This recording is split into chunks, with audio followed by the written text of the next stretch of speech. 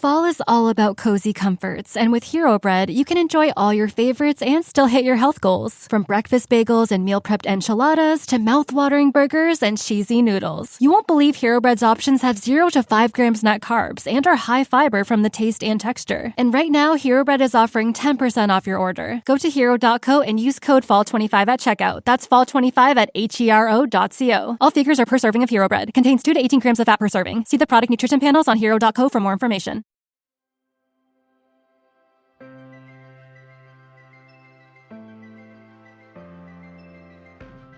As a small business owner, have you ever felt overwhelmed by the pressure of choosing the right hire or leading a team? Or have you ever found yourself tolerating a bad hire because you fear trying and failing again as you repeat the hiring process? If so, you're not alone, and you are in the right place. Welcome to the Growing Your Team podcast.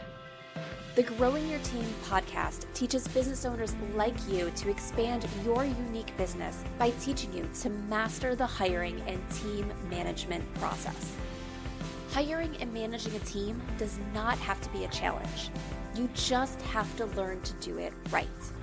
And the Growing Your Team podcast teaches you how to become a confident leader who hires right every single time.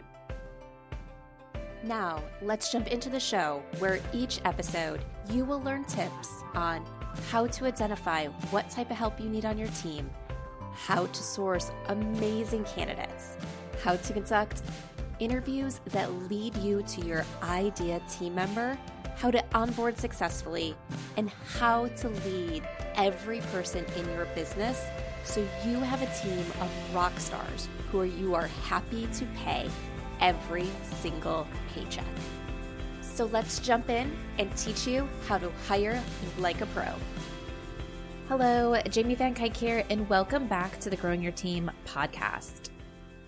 Today, I have on guest Celina Mattocks. Celina is an adventurous woman in tech focused on transformational change enablement at the C-suite and personal levels. She is the founder and CEO of Lead, Live, Learn, a professional development company focusing on using supportive technology to upskill and align leaders. She is a 2-time published author. Most importantly, Celina is a wife, mother of 2, daughter, sister, and friend. She spends her spare time outdoors with her family and friends, reads self-help, and writes, runs, and practices yoga. Today, Celina and I are talking about talent development within your team. We're talking about why it's important and how you can even develop your team members if you don't have the skills and talent internally to your company to help your team members gain these skills. We are talking about why talent development is important for team engagement and retention, and also for the continued growth of your organization. So let's jump into the conversation. Hi, Celina. Thank you so much for joining us today on the Growing Your Team podcast. Thanks, Jamie, for having me. Yes. All right. Before we get into today's conversation, can you tell us a little bit about yourself? Absolutely. My name's Celina Mattocks, and I live in the DC metro area. Was born and raised here and have gotten my travel thrill by being a jet-setting consultant the last 10 years, running around the globe. So I feel anchored to home, but with a sense of adventure through my job. I enjoy all things exercise. I love yoga. I love running. We have in the Annapolis, Maryland area, a Across the Bay Bridge run, which the Bay Bridge is the 4th largest bridge in the United States. So that's always something that's been close to my heart with some of my friends. I'm a mother of 2. I'm an executive. I'm a wife, a daughter, and a friend to many. It's nice to be here. Yes, yes. Thank you for joining us. All right. So before we get started into anything, let's just like talk about what we did together. So Celina and I are authors of a book with let's see, 11 other women, because there was 13 of us total. It's you've heard me talk about on the podcast before. I think in the last guest episode, we had Carolyn on that was talking about the book as well. So Rise and Finds, which you can find on Amazon. It was a best-selling Amazon book. So tell us a little bit about your chapter. So my chapter is chapter 2, improving personal productivity, using tech to help you be more productive in your work and your life. And Jamie's is chapter 1. And I was joking when we all had the big party, the launch party, that why wasn't I chapter 1? Why did Jamie get to be chapter 1? But anyway, I still take it as a positive sign that we were in the front half of the book. And it was an awesome chapter about a woman who met another woman going through a hard time while they were in the airport on a layover for a flight. And they go through the story of what's happening in her career. And the woman ends up making some big decisions at the end that ultimately puts her life on a trajectory. So it's a good read. It's only 3,500 words per chapter. So I think that Rise and Find as a women's anthology is really quite a succinct and powerful message to women in all areas of their life. And my expertise happens to be in personal and talent development. And so that's why I wrote about it. Yes. Yeah, it really is a great book. Like as we talked about it and another episode of this podcast, like really looking at the full life of that woman, ambitious woman, and saying, how do we use that full life to work for us versus against us? We're go-getters. We like doing a lot, but that can also lead to a lot of burnout. So how do we do things better without feeling like we have to give up what we love? Exactly. Yeah. And you've also published another book. So tell us about that one as well. Yes, 54 Flights is my first literary debut in early 2022. And it is about a globe-trotting, jet-setting businesswoman who finds herself pregnant with her first child. And the story goes through all of her adventures and hardships in um, identifying a new role in her life and figuring out her position as things are changing. And so it's fascinating how as business owners and as women, we think we want it all, and we do want it all, but how can you balance all of the demands and still have it all? And that's what the book is about. Yes. Yes. All right. So let's talk a little bit about your area of expertise. So you mentioned that you're really around that kind of talent development and, finding, like, I think you mentioned career pathways and everything within organizations. And obviously, the audience for this podcast is small businesses. So in small businesses, I feel like that looks very different than it does in the corporate world. And I feel like it also always gets, well, not always, but too often gets ignored. And I think it's because like sometimes we're so set as business owners going after our own goals and dreams, and we just need people to help us, that we forget that we have talents that might not want to be doing what they're doing forever. So let's talk about that a little bit of like, when it comes to talent development and small businesses, what advice do you have for us? Oh, it's such a great point. And for those of you who are thinking about this, you're ahead of the game because you're building into your business a structure and a plan for mobility. And that is all the difference between if your talent stays and moves internally with you, or if they leave and hop somewhere else because they're not getting the career pathway that they expected to over time. So for small businesses, I have a current client who has 19 staff, and I have been hired to conduct a skills gap analysis of her vice president, and then deploy a talent development plan for 2025 in order to increase her skills gaps in certain areas. She's expected to help manage almost all of that 19-person team. And that in itself is, as a people manager, a huge task. So so the president approached me to help make sure that not only do I um, provide an achievable plan for her, but to also help document that plan so that she can then provide her teams with their own skills assessments and their own learning pathways. So it's 2 for 1, if you will, as you start thinking about talent development for yourself or for your direct report, someone, your star player that you know that their success equals your success, then you can begin to put into place an actual process for developing your people, and it can align with your hiring time of year.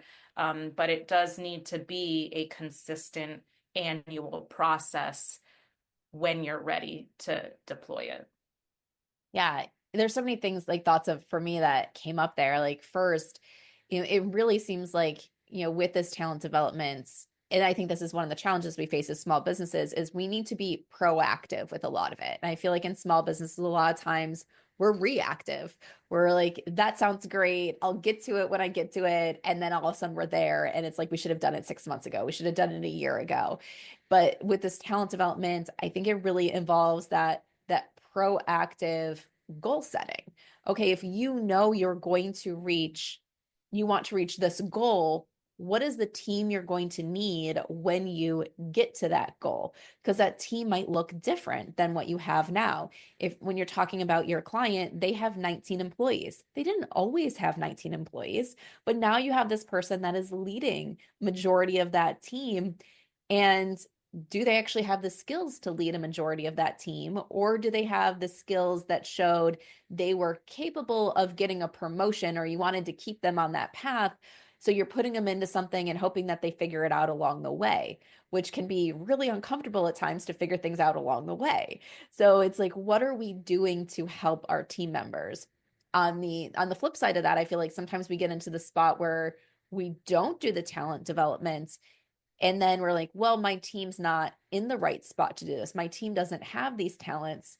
So then we go external to find the people to go into these positions, which then kind of feels like sometimes I think internally we're putting our employees in a box and saying, well, you don't have the skills and talents, but I'm also not willing to help you get the skills and talent. So what's that person going to do? They're going to go elsewhere.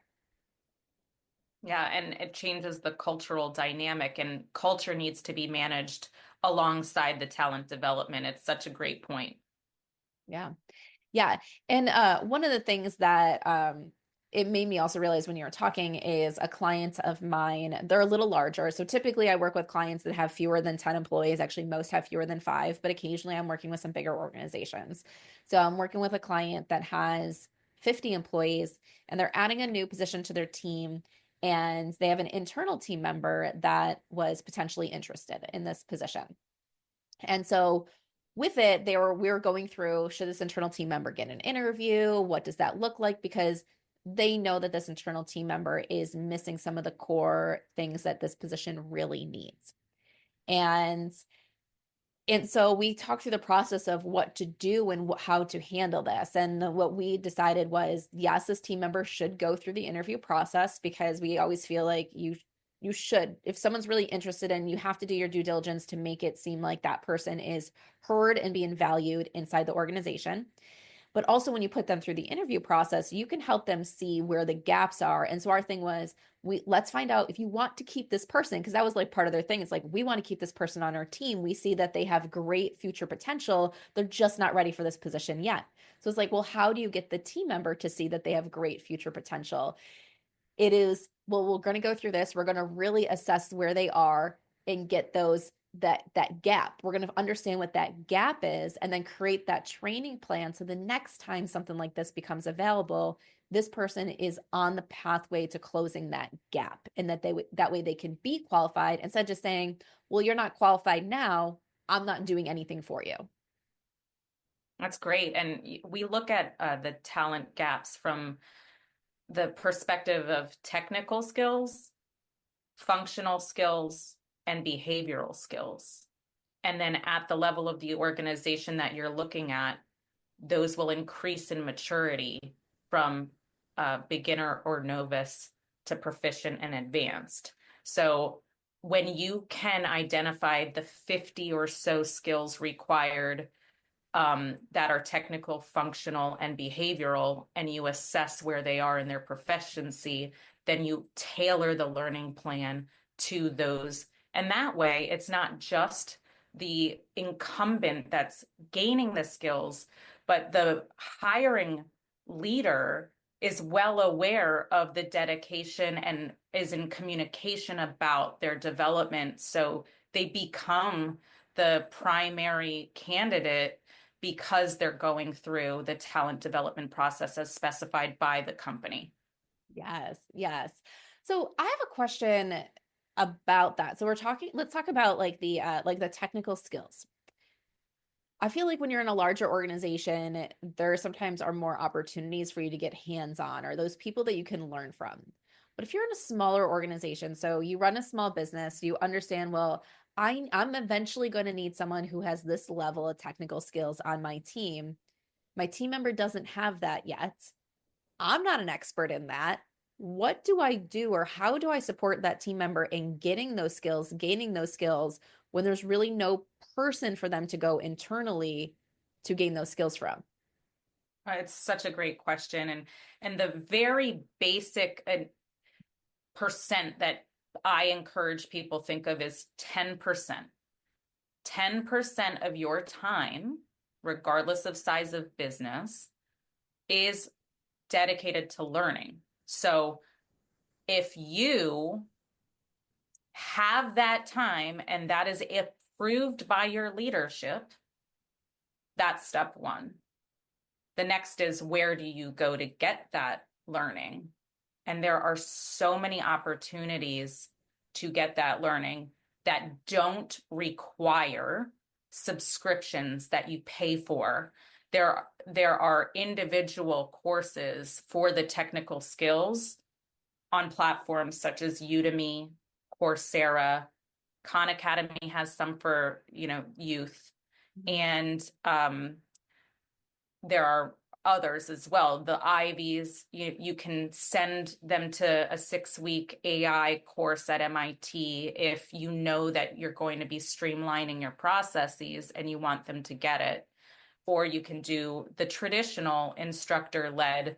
I'm currently working on training 3.0, which I call the VR, the virtual and immersive learning trainings. So there's lots of ways, but you need to first have the space and time dedicated to learning.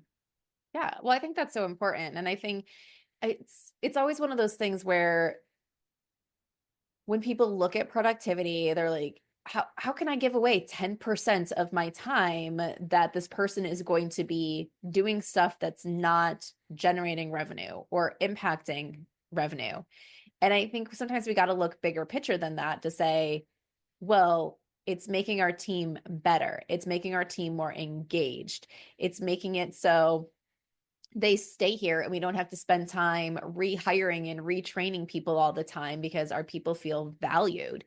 So I think we need to look bigger picture when we say, like, let people spend 10% of their time on learning, is look big picture as this benefits our organization versus it just simply costs our organization. Yeah, because if you look at the hard numbers of retention, if it costs double to hire a replacement than their salary, you're actually making money by keeping them. Right. So there is Exactly. a bottom line business benefit to providing learning for your teams. And a recent article just came out saying that Fortune 500 leaders, they note skills shortages as the number one risk to their business, as cited by Accenture, the global talent group. So that's an opportunity for small businesses, because small businesses are taking the talent from the large Fortune 500s. So it is small business owners' responsibility and duty to embrace the elites now. Yeah. Yeah. And I think it's also one of those things I talk about a lot is, why did the skills gap and everything occur? Like, why do we have a skills shortage? And it's because nobody wanted to invest the time and money into training their employees. They all wanted someone else to do it. But the problem when we don't train our employees is no one's training the employees. If we always think it's someone else's responsibility, no one is going to pick it up. So we have to be responsible for helping to create the workforce that we need. We need to give time, money, and energy into training team members. And yes, they might leave and go someplace else, but if we create this common place where all businesses are doing it, then we're getting the other person that is trained. I know this is for a very specific industry, but I feel like this happens a lot is I think it's in the architecture industry that there's a certain level of skill that is currently missing. And why is it missing? Because if we go back to like the housing bubble and crash back in like 2008, 2009, these companies stopped hiring entry-level people, which means there was a whole big period of time where the people weren't getting jobs. They switched to other industries and things like that. And now those people would be at a certain level inside these organizations, and that level doesn't exist because the fact that no one hired the people. It was a little over 10, almost 15 years ago. So people can't have 15 years of experience if no one hired 15 years ago. So fascinating. And that's why I go back to the technical, functional, and behavioral skills, because as you rise in the organization, you don't need those technical skills as much because you are embracing and empowering the functional and the behavioral skill development. But someone always needs to be developing the technical skills. So there should always be the junior talent that are doing that. So that's like you basically missed that industry missed an entire few years. Yeah. Yep. Yeah. You can't have the people with 15 years of experience if no one hires the entry level. And I know like a lot of the businesses I work with are super small. So we always go back and forth of, can they hire entry level or not? What does that look like inside of their organization? And part of the reason sometimes the answer is no is specifically because of this training, the talent pool, that not everyone is a good trainer. And if you're not a good trainer, you're going to really hurt yourself by bringing on that person who doesn't have those skills yet. But we also have to think about, if we're not training, who is going to train people? So I would say, if you know that you cannot train people at the level of your organization because you don't have those skills, maybe that's one of the first things when you grow to a point where you can bring in another leader, making sure that they're a person who can mentor and train those early team members. If you're not to that point yet, how do you invest into programs and everything so someone else can be training? One of the things that I remember, this was like years and years and years ago with ConvertKit, that I think now is just Kit.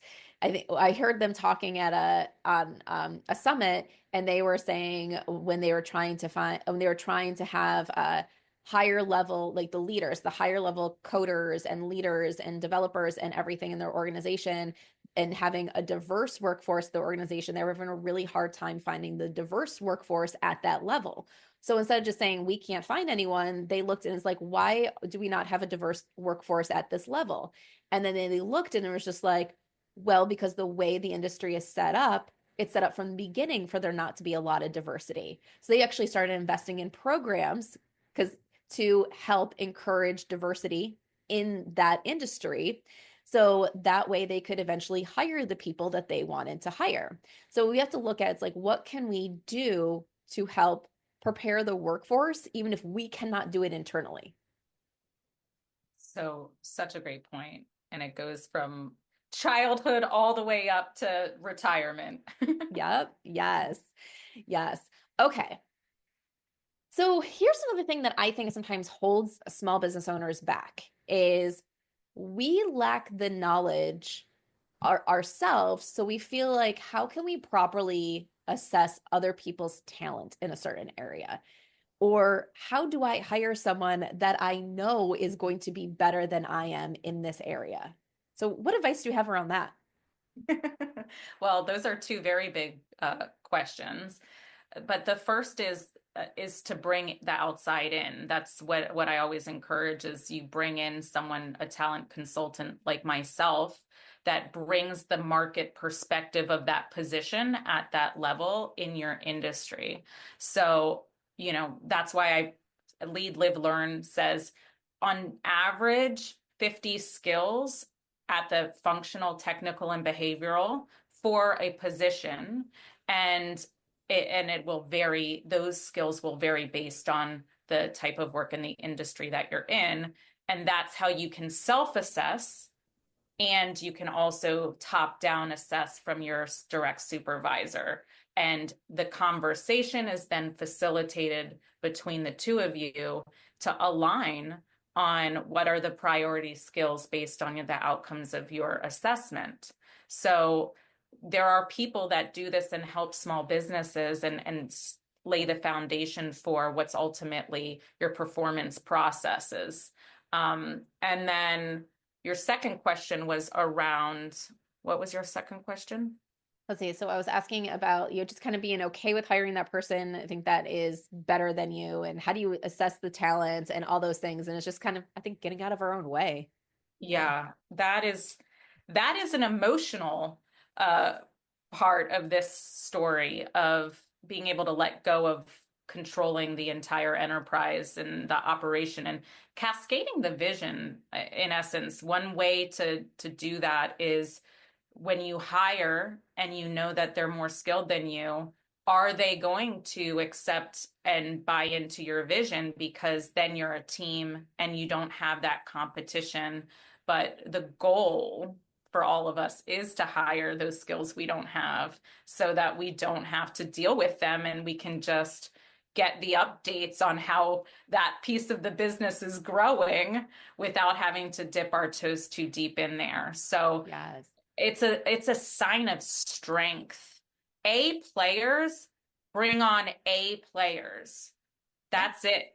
If you're bringing on a B player, you're not an A player. So the expectation is that you are going to bring on the best and brightest. Yes. Yeah. You said something that reminds me of like one of the things that I wrote in my chapter of Rise and Find when it talks about is like, what are one of the things that hold us back from delegating? And one of the things is like, we fear that the person will be better than us.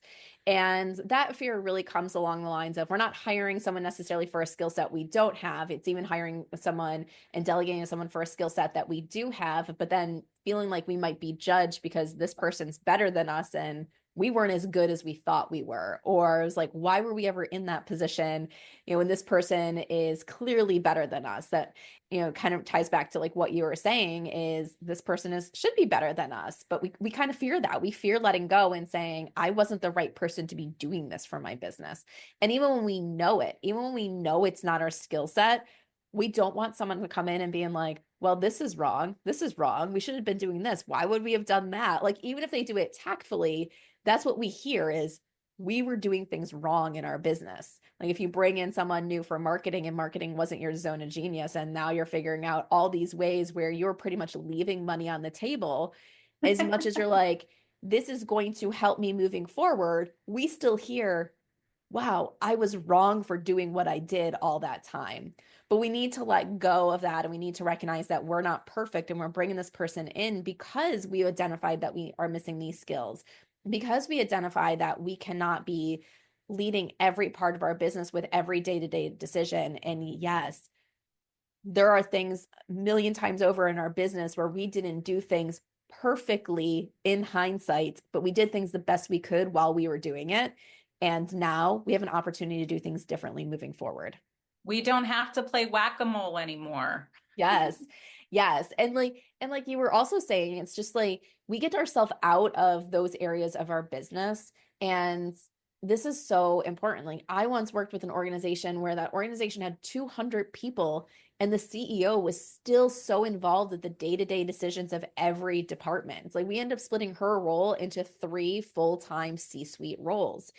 And she didn't realize how much control she was holding on to and how exhausting it was until she let go of it all. But we do that a lot in our business. And there's a difference between, no, I would say there's a difference between like being hands in and doing everything and just being aware. So as you're getting those report outs, you need to be aware of what's going on, but you don't need to be doing everything. Yeah, and that's one of the levels of proficiency in my assessment is an overview slash awareness level of understanding of the skill set, all that you need. Yep. Yeah. And to me, I always look at it when we go to hire for positions that are new positions in an organization where the person's like, this isn't my zone of genius. That's why I need to hire this out because I don't understand. I'm not the best person in my business to be doing this. One of the first questions I ask is, well, what is a measurement of success?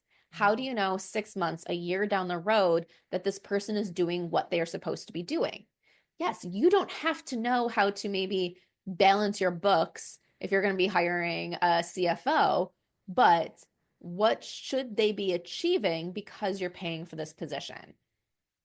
We, in the talent development space, see 5 main measures of success. Obviously, the organizational impacts are huge, whether that is attrition rate reduced, whether that's engagement rates increased, whether that's policies and procedures updated as a result, and cultural understanding and or engagement with the company. So org impacts are what we always outline at the beginning of a talent development plan, as well as the training effectiveness and satisfaction. So to be able to say, okay, I took this course from this platform, I went to this networking event, and I rate this in a high or low means that allows them to tailor their learning paths that are more adequate to their style or modality of learning. The third area of measure of success would be feedback from their direct supervisor at an incremental stage at each quarter or so. I know that this person has been taking this training and I see a difference in the output from that person. That's exceptionally high measures of success. And then the skill strength analysis or gap analysis is a quantitative measure that actually shows from a self-assessment, I believe I have increased in this skill set. And from a top-down assessment, my boss believes quantitatively I've increased in this assessment. And the last measure of success would be written or formal documented self-reflections of their progress in their career path as a result of the talent development plan. Yes, love that. All right, Celina, we have to start wrapping up today. So tell everyone how they can get in touch with you.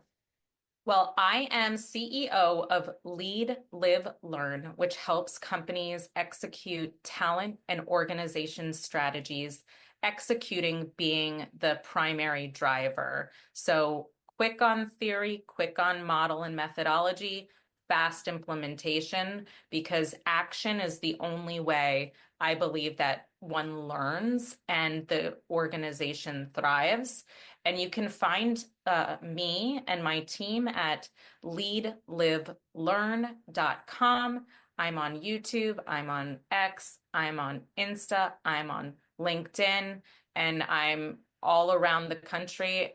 So you can connect with me, set up 20 minutes for free, and you can just pick my brain on your talent development needs or your organizational strategy as you're looking to expand your fabulous areas of expertise. Sounds good. All right. My final question that I love to ask all my guests. We've all had leaders or managers that have stood out to us. Think of a leader or manager that stood out to you and share one thing about them. There are so many. I would say 8 years ago, when I moved from a one branch of the company to the commercial side, I had a manager who forced me to stay in my lane. I am an ideas and creative person, and I love taking on all of these activities. But he said, Celina, you need to focus on this one thing, and by this date, I need you to produce it. And I stayed in my lane and I became an expert in that lane. And by becoming an expert in that lane, I could then develop outside of that in targeted ways. And I knew, to our point, our earlier conversation, I began to really understand the areas I was never going to be able to be an expert in and that I would ultimately need to hire out for. So I thank Jeremy Ellis to this day for making me stay in my lane. Yeah. I think that's so powerful because it's something that I see sometimes when I'm interviewing people or reviewing resumes, and you have some people that are just here, there, everywhere. They're all over the place. And it's like, but what have you actually done? What do you know? What have you produced? And so, as much as we hear a lot of times where people are like, well, this person allowed me to explore other areas and things like that. I think it's important to say, we need to focus on this and we need to get good at this before we go to other things. Yeah. Yeah. All right. Well, thank you so much for joining us today on the Growing Your Team podcast. Thank you, Jamie. Are you ready to hire a new team member for your business and you want to ensure you hire the person who can succeed in the role, make you happy, and positively impact your bottom line? Then let's talk and see how growing your team can help you master the art of hiring. Through bespoke hiring frameworks and comprehensive guidance, you will learn how to attract candidates who have the passion you desire and the skills needed to succeed. At Growing Your Team, women entrepreneurs and leaders work with us to help them expand their unique businesses by teaching them how to hire like a pro. Let's connect and see how we can help you. Send me an email at jamie@growingyourteam.com. That's Jamie, JAMIE @growingyourteam.com, or head on over to growingyourteam.com/jumpstart, with jumpstart being all one word, and let's talk about how you can become a confident leader who hires right every single time.